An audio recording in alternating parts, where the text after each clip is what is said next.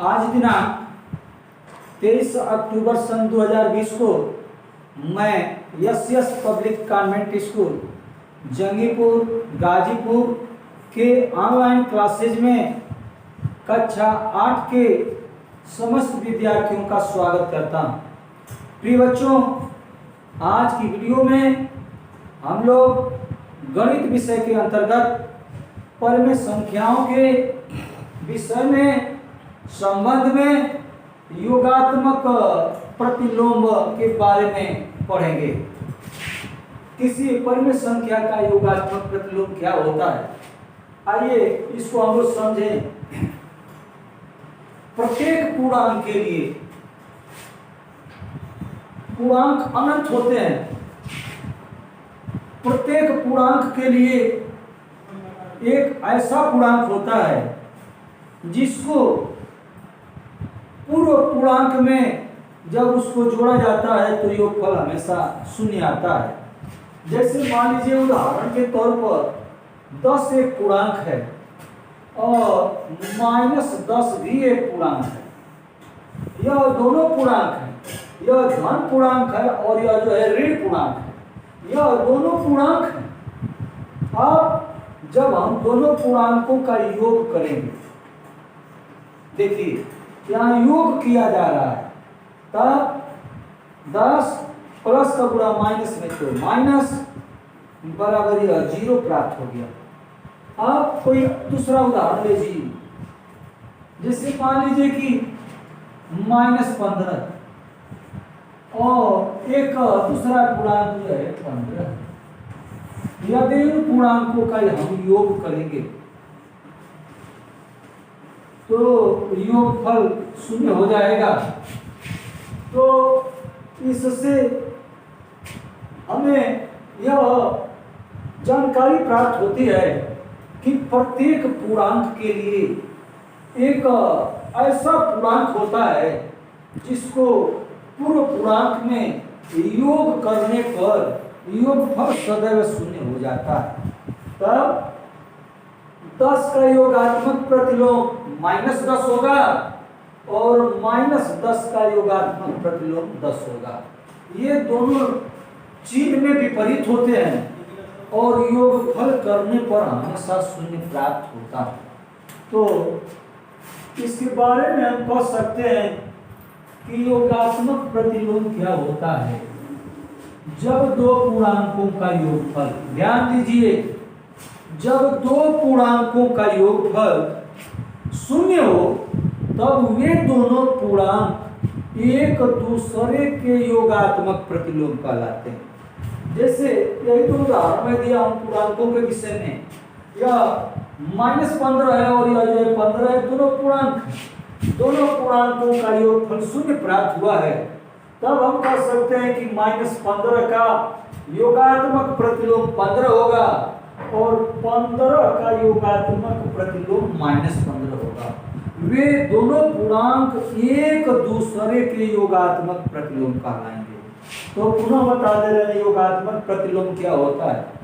जब दो पूर्णांकों के संबंध में योगात्मक प्रतिलोम बता रहा हूं। जब दो पूर्णांकों का योगफल सदैव शून्य प्राप्त होता है तब वे दोनों पूर्णांक एक दूसरे के योगात्मक प्रतिलोम कहलाते हैं।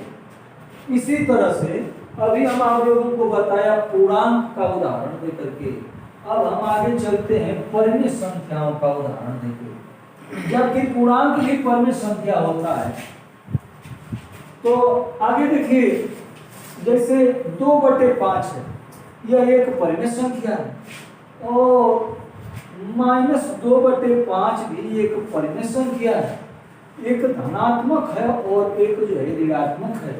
यदि हम दोनों का योग करेंगे और योगफल जब हमें शून्य प्राप्त हो जाएगा तब हम कह सकते हैं कि ये दिए गए पूर्णांक जो है दी गई परिमेय संख्या जो है योगात्मक प्रतिलोम के रूप में प्लस का गुणा माइनस में तो माइनस 2/5 हो गया।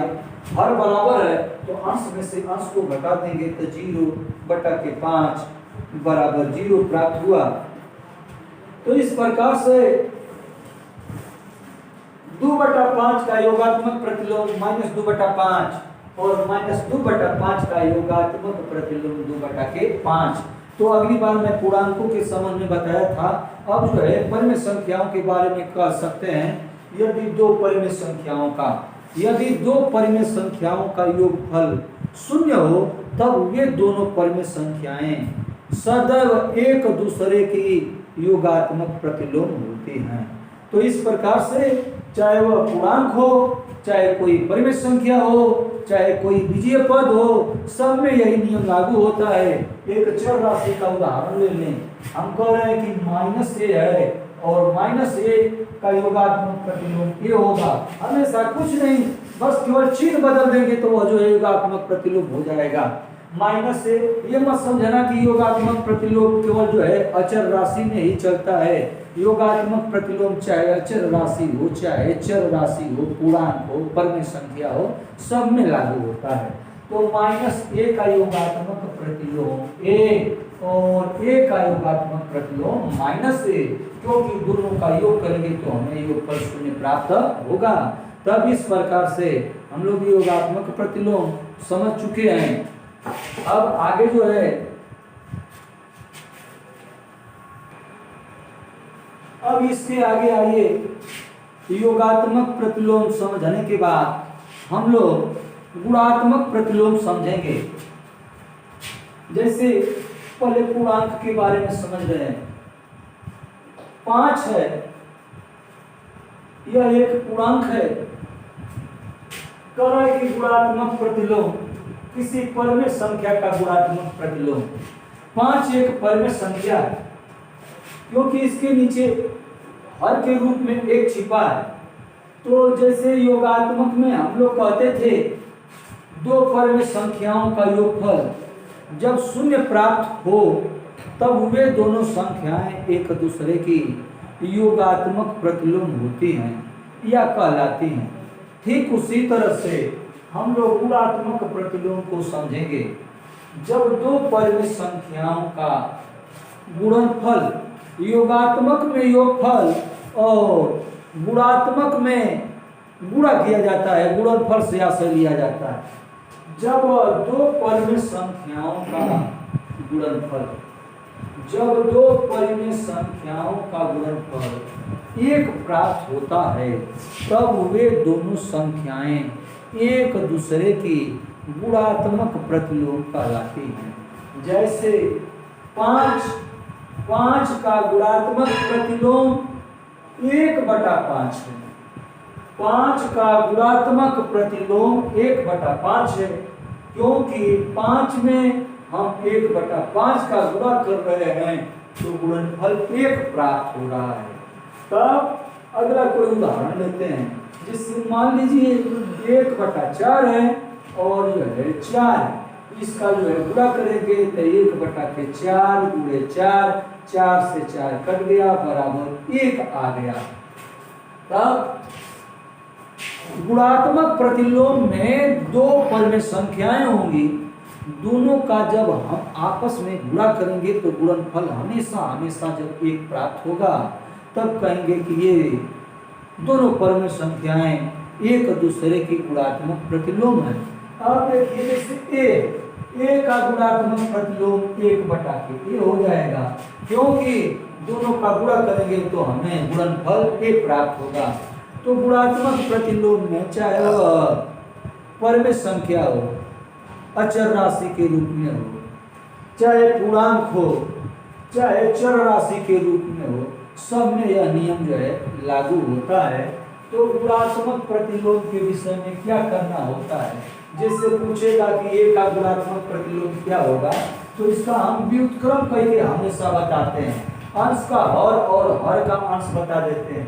जैसे अभी पूछा जा रहा है कि a का गुणात्मक प्रतिलोम बताओ, तो a के नीचे जो है हर के रूप में 1 छिपा है, तो इसका गुणात्मक प्रतिलोम बताएंगे तो सीधे जो है अंश का हर और हर का अंश कर देते हैं, उसके चिन्ह को बदलते नहीं। जबकि योगात्मक प्रतिलोम में केवल चिन्ह बदला जाता है। योगात्मक प्रतिलोम में केवल चिन्ह बदला जाता है। जैसे 5 5 का योगात्मक प्रतिलोम -5 होगा। 5 का योगात्मक प्रतिलोम -5 होगा। योगात्मक प्रतिलोम में दी गई संख्या का केवल चिन्ह बदल देते हैं। यदि धनात्मक होगी तो ऋणात्मक कर देंगे, ऋणात्मक होगी तो धनात्मक कर देंगे। वही जबकि गुणात्मक प्रतिलोम पूछेगा तो चिन्ह नहीं बदलते हैं, केवल उसका व्युत्क्रम कर देते हैं, अंश का हर और हर का अंश कर देते हैं। 5 का गुणात्मक प्रतिलोम तब 5/1/1 छिपा है, तो इसका गुणात्मक प्रतिलोम जो है 1/5 हो जाएगा।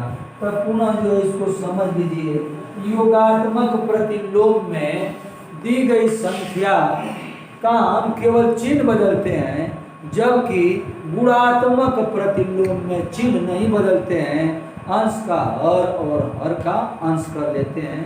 बस यही खास बात है।